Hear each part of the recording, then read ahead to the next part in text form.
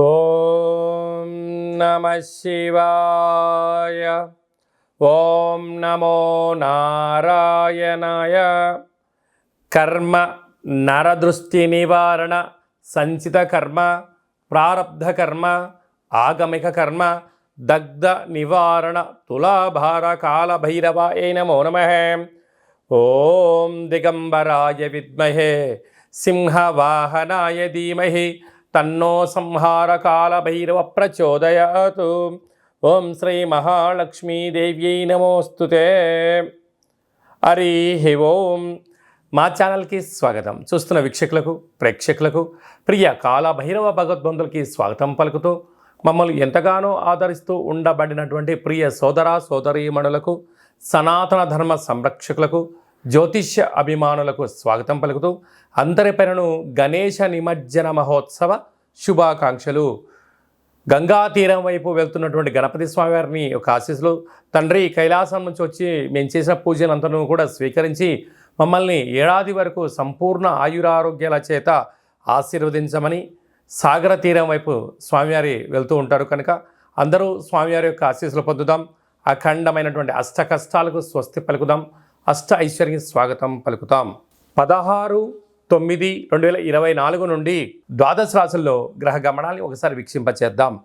వృషభ రాశిలో దేవగురు బృహస్పతి శత్రుస్థానంలో సంచార స్థితి. మిథున రాశిలో కుజ భగవానుడు సంచార స్థితి. సింహరాశిలో బుధ భగవానుడు సంచార స్థితి.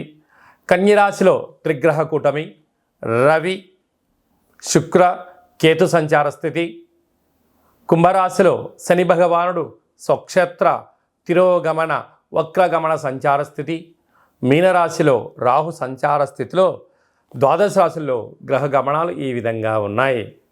కన్యరాశి వారు విఘ్నేశ్వర స్వామివారి యొక్క సాగర తీర ప్రయాణం అంటే జల నిమజ్జనానికి వెళ్తున్న కాల సమయంలో ఎలాంటి విధిని పాటించాలో ఈ వీడియోలో సవివరంగా సంపూర్ణంగా తెలుసుకుందాం.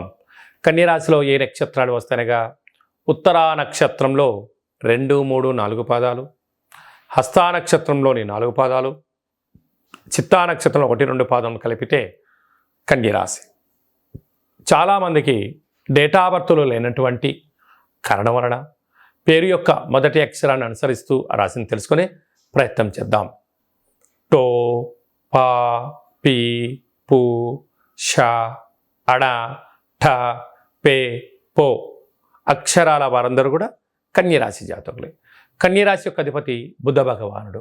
విఘ్నేశ్వర స్వామి యొక్క నక్షత్రము హస్తా నక్షత్రము, అది కన్యరాశిలోనే ఉండడం కనుక కన్యరాశి వారు పెసరపప్పుతో కూడుకున్నటువంటి నైవేద్యాన్ని భగవంతుడిగా ఏర్పాటు చేయడం, బియ్యపిట్టితో పాలతో కలిగినటువంటి ఒక 10 ప్రమిదలను ఏర్పాటు చేసుకొని తెల్లటి ఒత్తులను వేసి నెయ్యిని కానీ కొబ్బరి నూనెని కానీ వేసి స్వామివారికి మంగళ నీరాజనములు సమర్పించి ఆ మంగళ నీరాజలో కళ్ళకు అద్దుకోవడం, బియ్యంతో కూడుకున్న చక్కెర పొంగలి కానీ పులిహోర కానీ దద్దోజనం లాంటివి దేవుడికి నైవేద్యంగా ఏర్పాటు చేసి సకుటుంబ సపరివార సమేతంగా భక్తి శ్రద్ధలతో ప్రసాదాన్ని స్వీకరించగలిగినట్లయితే మిథున రాశిలో ఎంతటి యోగదాయకం ఉందో ఈ యొక్క కన్యరాశి వారికి కూడా అంతే యోగదాయకం ఉందని చెప్పి గమనించగలగాలి.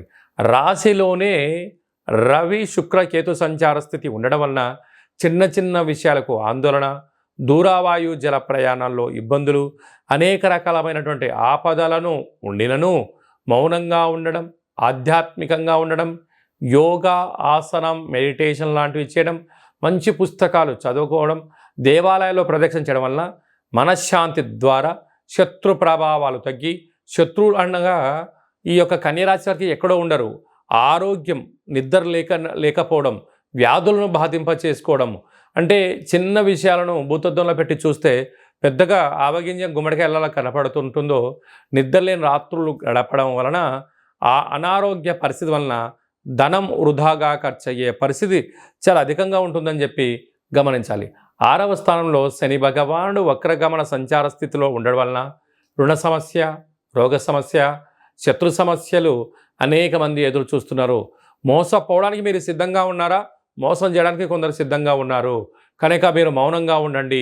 ఏది గొప్పలకి వెళ్ళొద్దు, ఉన్న దాంట్లో ఆనందంగా ఉండండి. అన్నీ ఉన్నా ఏమీ లేనట్టు ఉండండి, ఏమీ లేకపోయినా అన్నీ ఉన్నట్టు ఉండండి. కాలమే శత్రువులకు సమాధానం చెప్తుందని చెప్పి గమనించాలి.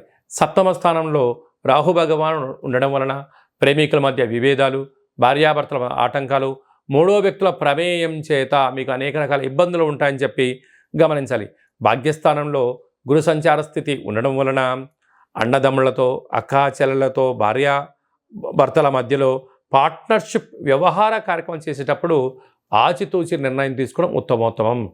రాజ్యస్థానంలో కుజ భగవానుడు సంచారం చేయడం వలన వృత్తులలో, ఉద్యోగాల్లో, వ్యాపారాల్లో స్వల్పమైన ఆదాయం కలిగి స్థిరచరాస్తులు కన్యరాశి వారి సొంతం కాబోతున్నాయని చెప్పి గమనించాలి. అలాగనే హోటల్ వ్యాపారాలు, అలాగనే నీటితో కూడుకున్నటువంటి ఆహార ఉత్పత్తులు, పాలు పెరుగు, స్వీట్ హౌసులు, వస్త్ర వ్యాపారాలు, క్యాటరింగ్ బిజినెస్లు, గృహ భవన నిర్మాణ కార్యక్రమం చేసేవారు, అలాగనే మార్కెటింగ్ రంగంలో ఉండబడిన వారందరికీ కూడా ఓపిక, సహనం చాలా అవసరం అని చెప్పి గుర్తు పెట్టుకోగలగాలి.